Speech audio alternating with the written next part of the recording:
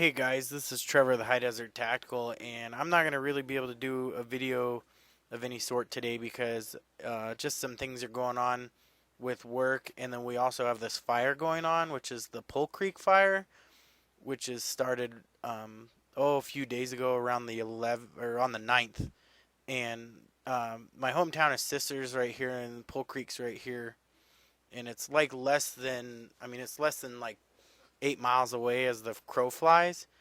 And if you actually look, this right here is my home. This is the area where I live, and this is where the central area of the fire, and they call it Pole Creek Fire because this road right here is Pole Creek, or National Forest Service Road 15, and it's actually about 13 miles from my house.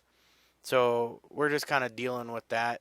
This is kind of a thermal picture, even though it's just imposed on top of a Forest Service topographic map. But this is kind of an idea of what the fire is looking like right now. With there's still a lot of fire burning on the northern part of the range. Right here is actually more towards more east towards Bend, and Sisters is in this vicinity, if I'm reading this map right. And the fire is working its way uphill because this is actually uphill, and this is kind of like a valley, and then it's back uphill this way. So if you look, this fire pretty much covers this whole area. But right here is actually a ridge. And so I'll have some video here in a minute of the smoke of like off the roof of my house so you can kind of see how smoky it is right now. But this ridge right here actually kind of deters this fire from moving any direction this way. So not much evacuation is going on from my home or over in the farming area where I live. You can see this is all farm area. It's all growing, like it's mainly hay, but a lot of evacuations are going on over here where this is Pole Creek, and then this road right here is Three Creeks Road, and here's Three Creeks Lakes right here. There's actually a campsite in this area, and they've evacuated that.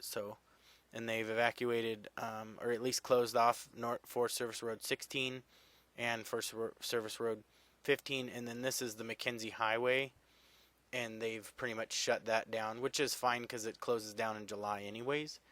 Though this is like a really wicked pass, it gets really horrible over in this area. But Crossroads is on alert, and they've offered to help people evacuate if they need to, because the fire can work its way over in that vicinity. So that's kind of a brief overview of what's going on over at my place. And so, if you guys are well wishers, wish well upon the people that live in this area. This is all National Forest Service. It's the Three Sisters Wilderness. But there are people out there, and make sure that they're safe. No casualties or anything. Only 4 cars were destroyed in the fire. And for what I can tell, no one's figured out how the fire started. And we have fires every year, and this is really late into the year. Usually the big fire that usually decides to set off wherever it is that's near our area, Central Oregon, is usually starts off in July when it's the hottest. But we had a really late summer, and our winter just lingered forever. It didn't start getting warm until August.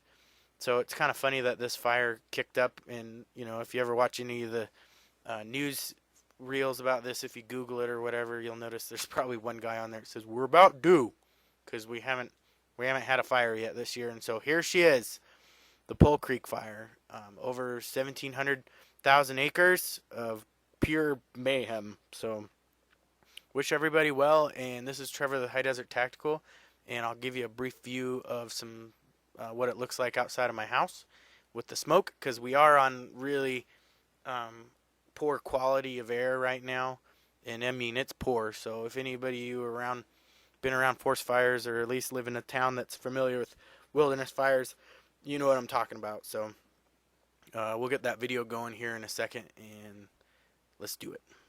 One of the downfalls about the fire is you get ash all over our cars. It's actually funny, the other night we actually had a thunder and lightning storm that was caused by the smoke.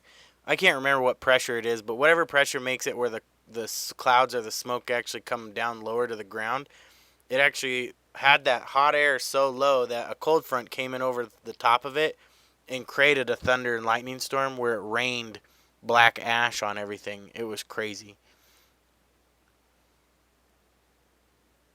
Now, if you look in this part of the video, every now and then you can actually see chunks of ash falling down. So keep your eye out for that because it's just raining ash. But there's the smoke line. It's about a mile out there. But it actually gets so close. It actually comes all the way up to where that rye field is in that green part of the pasture. The smoke line gets up that close where you can't even see out there. That big tree line up there, you can't see nothing with it. Quick note before you guys end this video, there's a time lapse of the fire coming up, but don't forget to click on my poker chip contest link at the end of the credits, and all you got to do is comment on that video that you're entering and what state you're from, and you'll be entered to win a free poker chip that's brand new with clay poker chips. So don't forget to do that.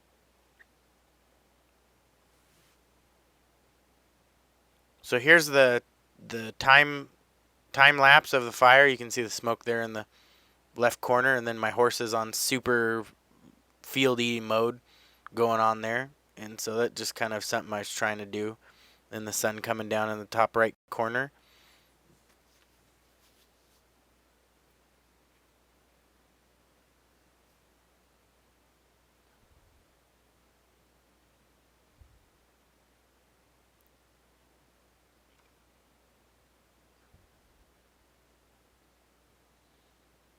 So here's a little bit of the sunset right here.